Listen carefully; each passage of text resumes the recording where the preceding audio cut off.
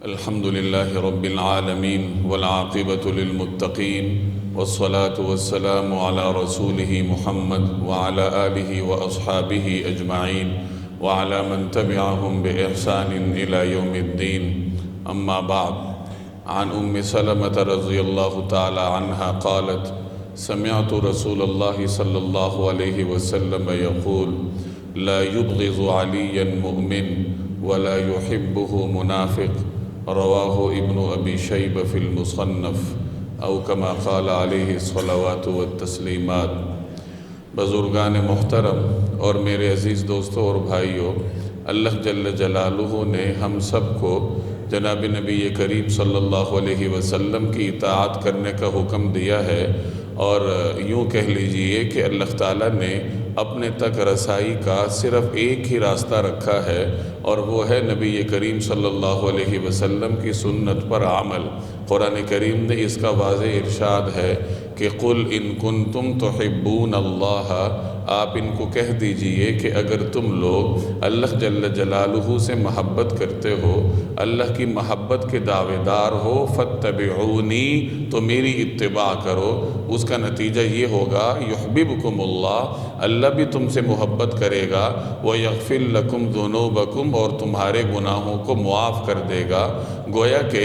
اللہ جل جلالہ کی محبت کو حاصل کرنے کا ایک ہی راستہ ہے، اور وہ نبی کریم صلی اللہ علیہ وسلم کی سنت کا راستہ ہے کہ جو شخص حضور صلی اللہ علیہ وسلم کی سنت پر جتنا عمل کرے، اسی قدر وہ اللہ تبارک و تعالیٰ کے قریب ہے۔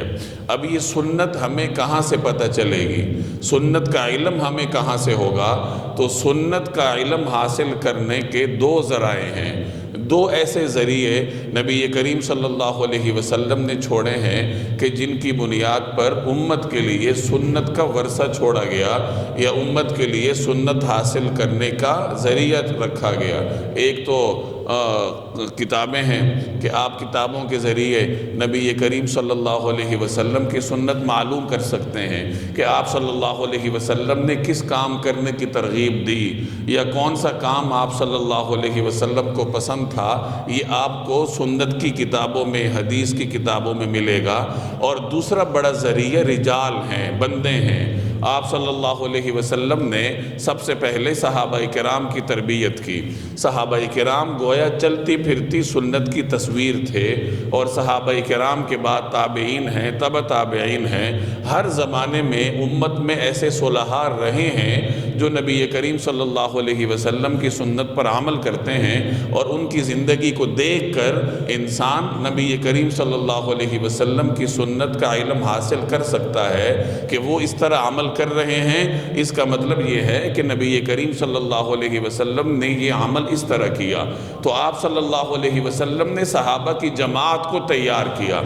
صحابہ کرام کی جماعت میں سیدنا علی رضی اللہ تعالی عنہ کا یہ امتیاز ہے کہ وہ بچپن سے لے کر ایک طویل زمانے تک نبی کریم صلی اللہ علیہ وسلم کی تربیت میں رہے۔ آپ صلی اللہ علیہ وسلم کے پاس حضرت علی نے بچپن گزارا۔ آپ کو معلوم ہے حضرت علی رضی اللہ تعالی عنہ کے والد جناب ابو طالب یہ عیالدار بھی تھے، اور مالی اعتبار سے تنگ رہا کرتے تھے، کیونکہ یہ مکہ کے رئیس تھے، اور لوگوں کی حاجات پوری کرنا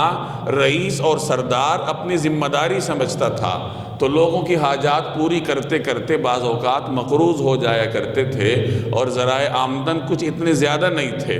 تو جناب ابو طالب کی تنگ دستی کی وجہ سے حضرت علی رضی اللہ تعالی عنہ کو بچپن سے ہی نبی کریم صلی اللہ علیہ وسلم نے اپنی تربیت میں لیا، تاکہ حضرت علی رضی اللہ تعالی عنہ کے اخراجات ان کے والد ماجد پر نہ ہوں، اور کسی حد تک ان کے لیے مالی تنگ دستی کو کم کیا جائے۔ اس مقصد کے پیش نظر رسول اللہ صلی اللہ علیہ وسلم نے حضرت علی رضی اللہ تعالی عنہ کو اپنی کفالت میں لیا۔ اب یہ حضرت علی کے بچپن کا زمانہ ہے، جب وہ نبی کریم صلی اللہ علیہ وسلم کی تربیت میں آئے۔ آپ 10 سال کے تھے جب نبی کریم صلی اللہ علیہ وسلم نے نبوت کا اعلان کیا اور آپ پر وحی نازل ہوئی، تو بچوں میں سب سے پہلے سیدنا علی رضی اللہ تعالی عنہ مسلمان ہوئے۔ غار حرا میں جب حضرت جبریل نے نبی کریم صلی اللہ علیہ وسلم کو نبوت کی خوشخبری دی کہ اللہ نے آپ کو نبی بنایا ہے اور آپ صلی اللہ علیہ وسلم گھر تشریف لائے،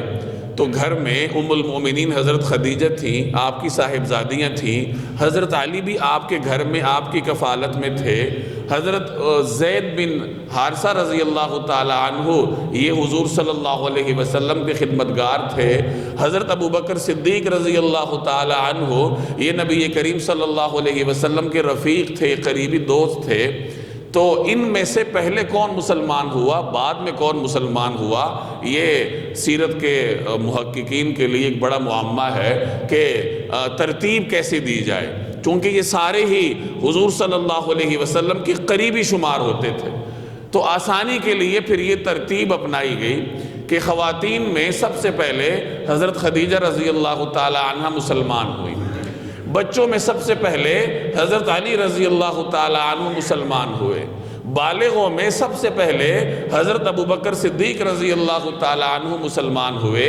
اور غلاموں میں سب سے پہلے حضرت زید بن حارثہ رضی اللہ تعالی عنہ مسلمان ہوئے۔ تو بالکل ابتدا میں اپنے بچپن کے زمانے میں حضرت علی رضی اللہ تعالی عنہ مسلمان ہوئے، اور جب رسول اللہ صلی اللہ علیہ وسلم نے ابتدا میں لوگوں کو، مسلمان ہونے والوں کو نماز سکھانا شروع کی تو مسلمان چھپ کر گھاٹیوں میں جا کر نماز پڑھتے تھے۔ اہل مکہ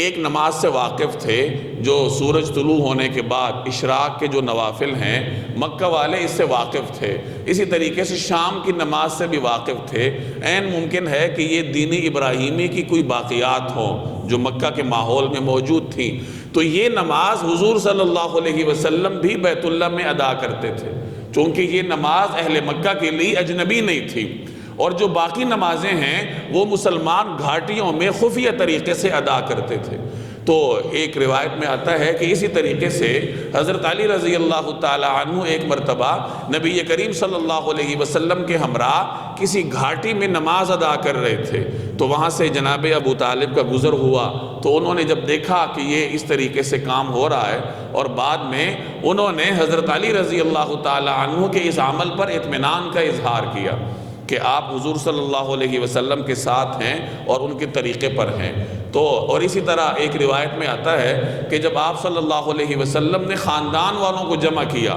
اور ان کے سامنے دین کی دعوت کو پیش کیا، تو اکثر لوگوں نے اس دعوت کو قبول نہ کیا۔ حضرت علی کھڑے ہوئے اور انہوں نے عرض کیا کہ اگرچہ میں سب سے چھوٹا ہوں اور جسمانی اعتبار سے بھی کمزور ہوں، لیکن اس کے باوجود میں آپ کے ساتھ رہوں گا اور جو مجھ سے بن سکے گا میں آپ کے لیے کروں گا۔ پھر آپ صلی اللہ علیہ وسلم نے ان سے فرمایا کہ تمہاری نسبت میرے ساتھ ایسی ہی ہے جیسے حضرت ہارون کی نسبت حضرت موسیٰ علیہ السلام کے ساتھ تھی۔ تو ان روایات کو عرض کرنے کا مقصد یہ باور کروانا ہے کہ حضرت علی رضی اللہ تعالی عنہ بچپن ہی سے نبی کریم صلی اللہ علیہ وسلم کی تربیت میں تھے، اخلاقیات حضور علیہ السلام نے ان کو سکھائیں، دین کی ابتدائی تعلیم انہیں رسول اللہ صلی اللہ علیہ وسلم ہی سے میسر ہوئی، اور زمانے کے دیگر رموز سے حضرت علی رضی اللہ تعالی عنہ نبی کریم صلی اللہ علیہ وسلم کی صحبت میں آ کر واقف ہوئے۔ چنانچہ صحابہ کرام میں سب سے زیادہ فضائل حضرت علی رضی اللہ تعالی عنہ کے منقول ہیں۔ آپ حدیث کی کتابیں دیکھیں گے تو حضرت علی کی فضائل پر مشتمل روایات سب سے زیادہ ہیں۔ امام احمد بن حنبل رحمہ اللہ کا یہ قول ہے کہ حضرت علی کی فضیلت پر جتنی روایات مشتمل ہیں کسی اور صحابی کو یہ امتیاز حاصل نہیں ہے کہ اس کے بارے میں، اس کی فضیلت کے بارے میں اتنی کثرت سے روایات آئی ہوں۔ اور اس فضیلت کی بنیادی وجہ کیا ہے؟ شاہ ولی اللہ رحمہ اللہ کا فرمان ہے کہ چونکہ حضرت علی رضی اللہ تعالی عنہ کو نبی کریم صلی اللہ علیہ وسلم کی تربیت ابتدا ہی سے میسر تھی اور آپ علیہ السلام ہی کے فیض یافتہ تھے، اس وجہ سے حضرت علی رضی اللہ تعالی عنہ کے فضائل دیگر صحابہ کے مقابلے میں زیادہ منقول ہیں کہ آپ نے تمام اوصاف براہ راست جناب رسول اللہ صلی اللہ علیہ وسلم کی خدمت میں اور حضور علیہ السلام کی تربیت میں سیکھے۔ نبی کریم صلی اللہ علیہ وسلم نے حضرت علی کی شکل میں امت کو ایک نمونہ ایسا دیا کہ اگر سنتیں دیکھنی ہو تو سیدنا علی رضی اللہ تعالی عنہ کی ذات میں دیکھ لی جائے۔ چنانچہ جس طرح آپ صلی اللہ علیہ وسلم دنیا سے بے رغبت تھے، ویسے ہی حضرت علی رضی اللہ تعالی عنہ کو بھی دنیا سے بے رغبتی تھی۔ جس طرح نبی کریم صلی اللہ علیہ وسلم نے اپنے لیے فقر کا انتخاب فرمایا، زہد کے راستے پر چلے، اسی طرح سیدنا علی رضی اللہ تعالی عنہ نے بھی اپنی زندگی فقر میں گزاری، زہد اپنے لیے منتخب کیا۔ حضرت عمر بن عبدالعزیز رحمہ اللہ کا ارشاد ہے کہ لوگوں میں سب سے بڑے زاہد حضرت علی رضی اللہ تعالی عنہ کی ذات ہے۔ اور جس طرح علوم میں مرجع نبی کریم صلی اللہ علیہ وسلم کی ذات ہے، اسی طرح امت کے لیے علم کا مرجع حضرت علی رضی اللہ تعالی عنہ کی ذات ٹھہری۔ تو یہ نتیجہ ہے نبی کریم صلی اللہ علیہ وسلم کی تربیت کا۔ حضرت علی کو نبی کریم صلی اللہ علیہ وسلم سے بے پناہ محبت تھی، اور یہ محبت دو طرفہ تھی۔ حضور صلی اللہ علیہ وسلم کو بھی حضرت علی سے ویسے ہی محبت تھی۔ حضرت عبداللہ بن عباس رضی اللہ تعالی عنہ کی ایک روایت کا مفہوم ہے کہ ایک مرتبہ مجھے نبی کریم صلی اللہ علیہ وسلم نے ارشاد فرمایا کہ جاؤ اور علی کو جا کر کہو کہ تم لوگوں کے سردار ہو، اور جو تم سے محبت کرے گا تو وہ مجھ سے محبت کر رہا ہے، اور تمہارا دوست اللہ کا دوست ہے، اور تمہارا دشمن میرا دشمن ہے، اور ہلاکت ہے اس شخص کے لیے جو میرے بعد تمہارے ساتھ بغض رکھے گا۔ اور حضرت ام سلمہ رضی اللہ تعالی عنہ کی روایت ہے کہ وہ فرماتی ہیں کہ میں نے نبی کریم صلی اللہ علیہ وسلم کو یہ فرماتے ہوئے سنا کہ ہر مومن حضرت علی رضی اللہ تعالی عنہ کے ساتھ بغض نہیں رکھ سکتا، اور منافق حضرت علی رضی اللہ تعالی عنہ کے ساتھ محبت نہیں رکھ سکتا۔ گویا کہ حضرت علی کے ساتھ محبت رکھنا یہ ایمان کی علامت بن گئی کہ مومن کی علامات میں سے ایک علامت یہ بھی ہے کہ وہ سیدنا علی رضی اللہ تعالی عنہ کے ساتھ محبت رکھے گا، اور منافق کی علامات میں سے ایک علامت یہ بھی ہے کہ وہ حضرت علی رضی اللہ تعالی عنہ کے ساتھ بغض رکھے گا۔ حضرت انس رضی اللہ تعالی عنہ فرماتے ہیں، جس کا مفہوم ہے کہ میں اور علی ایک مرتبہ رسول اللہ صلی اللہ علیہ وسلم کے ساتھ تھے۔ ہمارا گزر مدینہ کے گرد و نواح میں باغات پر سے ہوا۔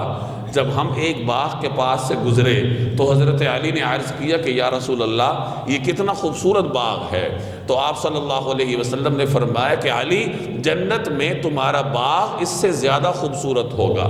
اگلے باغ سے گزرے تو حضرت علی نے پھر یہی عرض کیا کہ یہ کتنا خوبصورت ہے۔ تو آپ صلی اللہ علیہ وسلم نے فرمایا کہ جنت میں تمہارا باغ اس سے زیادہ خوبصورت ہوگا، یہاں تک کہ 7 باغات پر سے گزرے، اور 7 باغات پر سے گزرتے ہوئے حضرت علی نے بھی یہی عرض کیا، اور حضور علیہ السلام نے بھی یہی جملہ ارشاد فرمایا کہ جنت میں تمہارا باغ اس سے زیادہ خوبصورت ہوگا۔ حضرت سعید بن زید رضی اللہ تعالی عنہ کی روایت کا مفہوم ہے کہ نبی کریم صلی اللہ علیہ وسلم نے ارشاد فرمایا کہ علی جنت والوں میں سے ہیں۔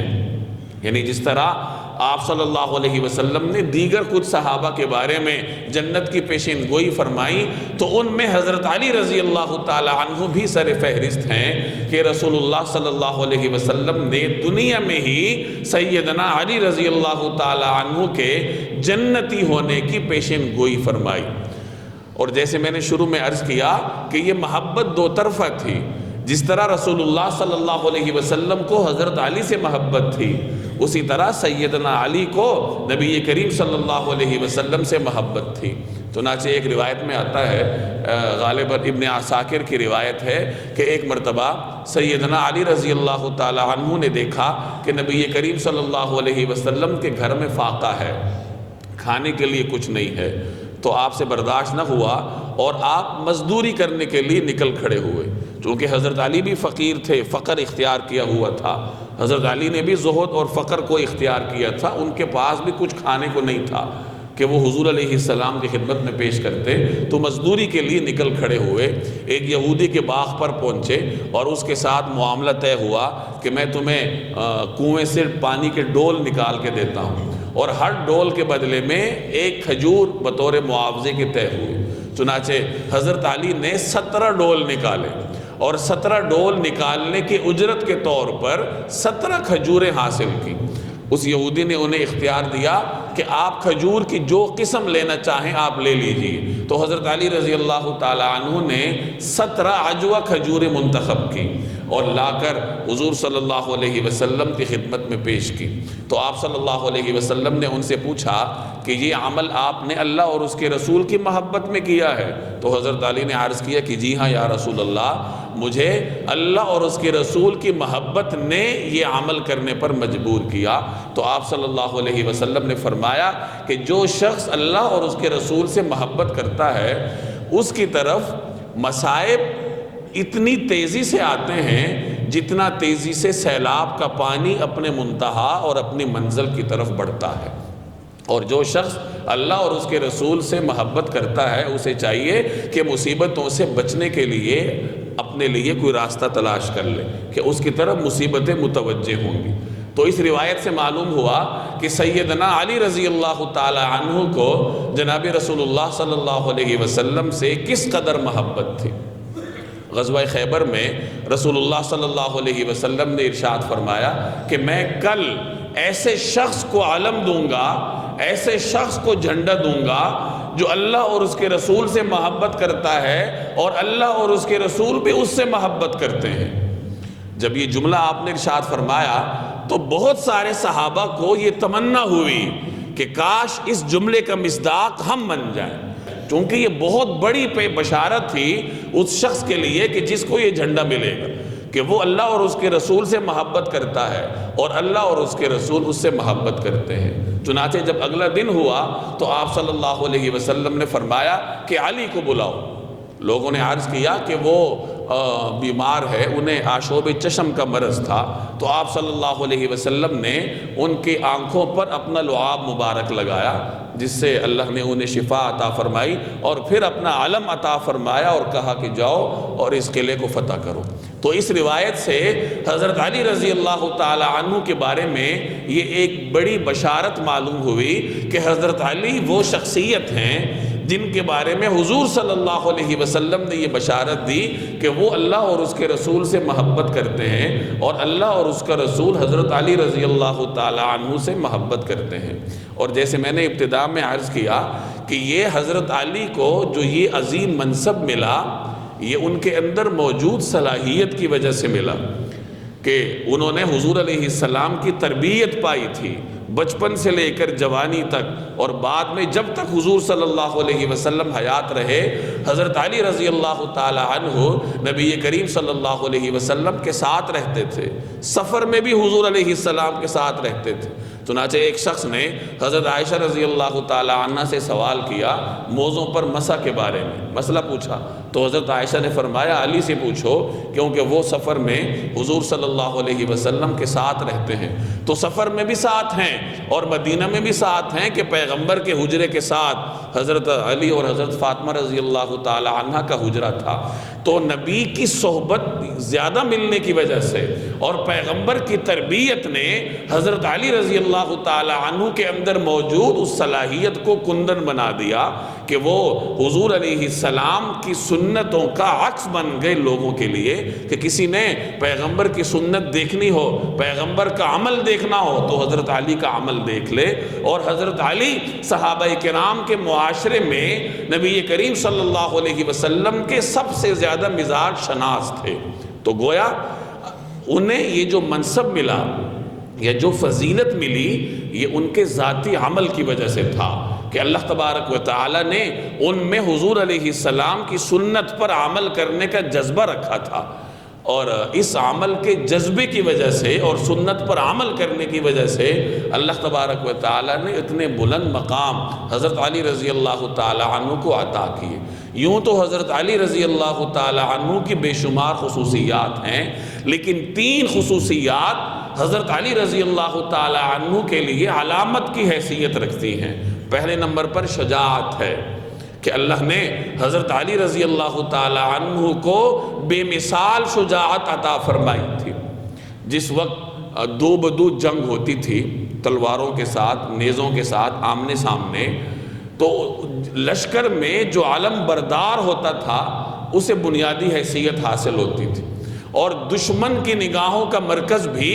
مخالف فوج کا علم بردار ہوتا تھا، کیونکہ جب تک اس کا لشکر کا علم بلند ہے تو لشکریوں میں حوصلہ اور جذبہ پیدا ہوتا تھا، اور اسی علم کے ارد گرد لشکر جان لڑا دیا کرتا تھا، لیکن اپنے علم کو گرنے نہیں دیتا تھا۔ تو علم بردار کو بنیادی حیثیت حاصل ہوتی تھی، اور بیشتر غزوات میں نبی کریم صلی اللہ علیہ وسلم نے حضرت علی رضی اللہ تعالی عنہ کو اپنا علم عطا فرمایا تھا۔ چنانچہ غزوہ بدر میں مسلمانوں کا علم حضرت علی رضی اللہ تعالی عنہ کے پاس تھا۔ غزوہ احد میں حضرت مصعب بن عمیر کی شہادت کے بعد علم حضرت علی رضی اللہ تعالی عنہ کے پاس آیا۔ غزوہ خندق میں نبی کریم صلی اللہ علیہ وسلم نے بنفس نفیس حضرت علی رضی اللہ تعالی عنہ کو عمامہ پہنایا، تلوار عطا فرمائی، اور عمر ابن عبد ود جیسے ایک بڑے کافر پہلوان کے مقابلے میں حضرت علی رضی اللہ تعالی عنہ کو بھیجا۔ غزوہ بنو قریظہ میں مسلمانوں کا علم حضرت علی رضی اللہ تعالی عنہ کے ہاتھ میں تھا۔ غزوہ بنو نذیر میں رسول اللہ صلی اللہ علیہ وسلم کا علم حضرت علی کے پاس تھا۔ تو اس طریقے سے بیشتر غزوات میں حضرت علی رضی اللہ تعالی عنہ کے پاس رسول اللہ صلی اللہ علیہ وسلم کا علم ہوا کرتا تھا، اور ہر جنگ میں اپنی شجاعت کی مثالیں حضرت علی نے اپنی تلوار کی نوک کے ذریعے رقم کی۔ غزوہ بدر میں مشرکین کے اکثر بڑے بڑے سردار حضرت علی رضی اللہ تعالی عنہ کی تلوار کا لقمہ بنے، اور جس وقت بدر کے میدان میں قریش کی جانب سے 3 پہلوان نکلے اور مسلمانوں کو دعوت مبارزت دی، تو رسول اللہ صلی اللہ علیہ وسلم نے اپنے اہل بیت میں سے حضرت علی، حضرت حمزہ رضی اللہ تعالی عنہ کو حکم دیا کہ جاؤ اور ان کفر کے سرداروں کا مقابلہ کرو۔ تو مشکل مقامات میں نبی کریم صلی اللہ علیہ وسلم سیدنا علی کو آگے رکھتے تھے۔ یہ حضور علیہ السلام کا مزاج تھا کہ مشکل مقامات میں اہل بیت کو سامنے رکھتے تھے۔ اس میں اہل بیت کی تربیت بھی تھی اور ان کی عظمت کا اظہار بھی تھا، اور امت کے لیے ایک سنت بھی تھی کہ انسان کو مشکل مراحل میں اپنے آپ کو سامنے رکھنا چاہیے یا اپنے گھر والوں کو سامنے رکھنا چاہیے۔ چنانچہ آپ دیکھ لیجئے بدر میں بڑے پہلوان سے مقابلہ کرنے کے لیے حضور علیہ السلام نے حضرت علی کو بھیجا۔ خیبر میں مشکل قلعے کو فتح کرنے کے لیے حضرت علی کو بھیجا گیا۔ غزوہ خندق میں اہل مکہ کے ایک ایسے سردار کو جو 1000 سواروں کے برابر مانا جاتا تھا، اس سے مقابلے کے لیے حضرت علی رضی اللہ تعالی عنہ نے اپنے آپ کو پیش کیا۔ تو اس طریقے سے غزوات میں مشکل مراحل میں سیدنا علی رضی اللہ تعالی عنہ پیش رہتے تھے، اور یہ ان کی شجاعت کی ایک مثال تھی۔ ہجرت کی رات حضور صلی اللہ علیہ وسلم کی بستر پر حضرت علی سوئے، اور اس وقت ان کی عمر 23 برس تھی، اور ہجرت کی رات حضور علیہ السلام کی بستر پر سونا گویا کہ اپنے آپ کو پیغمبر کی محبت میں قربانی کے لیے پیش کرنا ہے،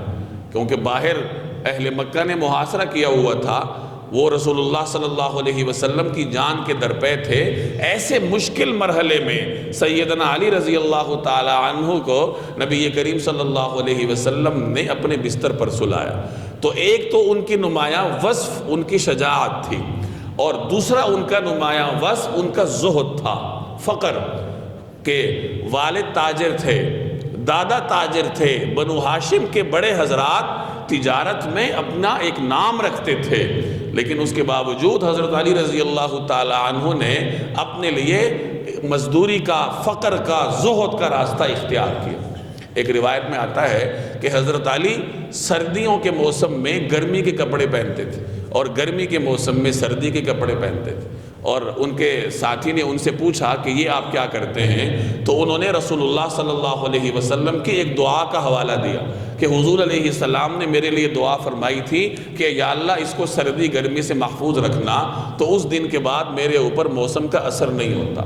دنیا کی بے رغبتی کا یہ عالم تھا کہ ایک مرتبہ ان کو دیکھا گیا کہ ایک چادر لپیٹے ہوئے ہیں اور ایک پرانا تہبند باندھا ہے، اور تہبند باندھنے کے لیے کمر بند کی جگہ ایک چیتھڑا، کپڑے کا چیتھڑا استعمال کیا ہوا ہے۔ اور جب کسی نے سوال کیا کہ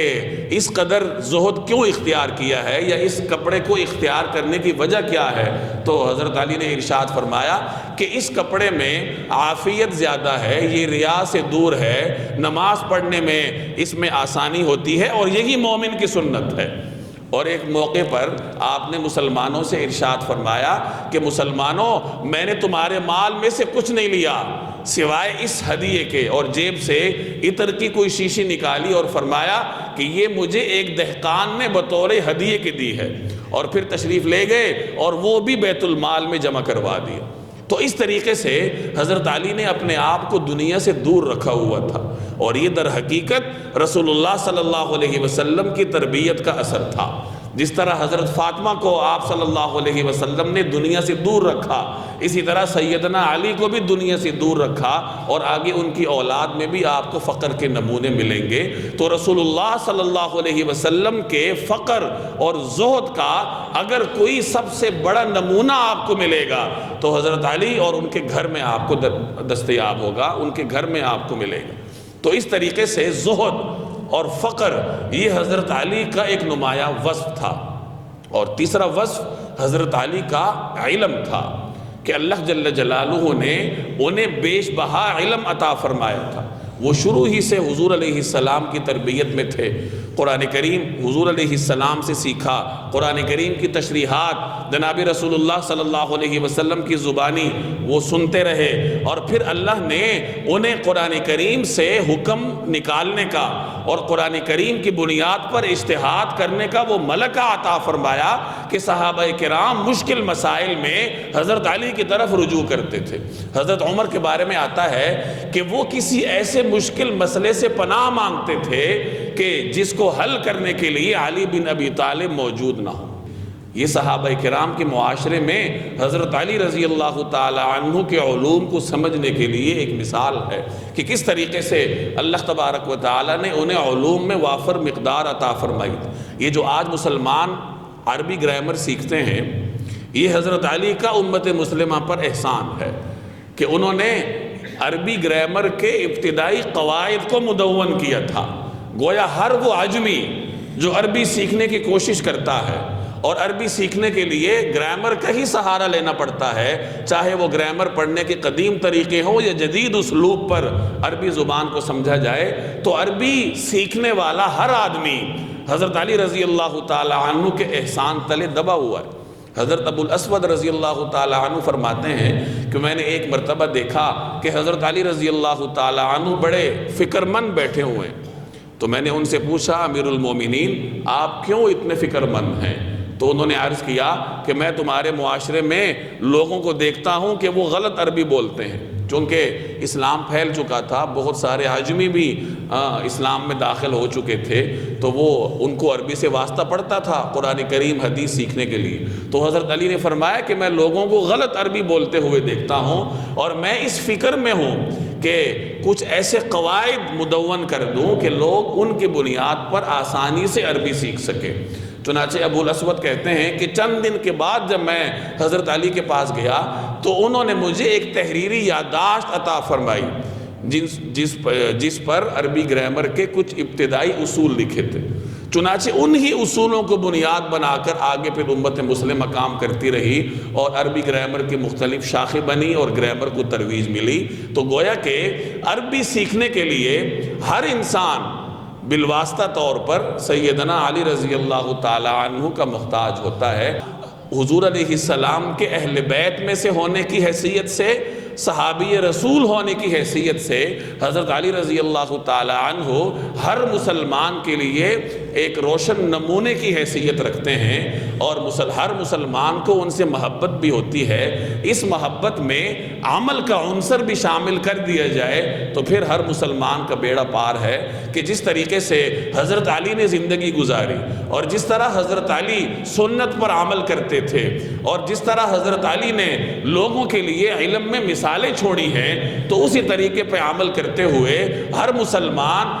اپنے اندر علم کی پیاس کو پیدا کرے، حضور علیہ السلام کی سنت پر عمل کرنے کی کوشش کرے اور اپنے آپ کو حضرت علی رضی اللہ تعالی عنہ کے صحیح متبعین میں شامل کروانے میں کامیاب ہو جائے تو دنیا میں بھی کامیابی ہے اور آخرت میں بھی کامیابی ہے۔ اللہ جل جلالہ عمل کی توفیق دے۔ وما علینا الا البلاغ۔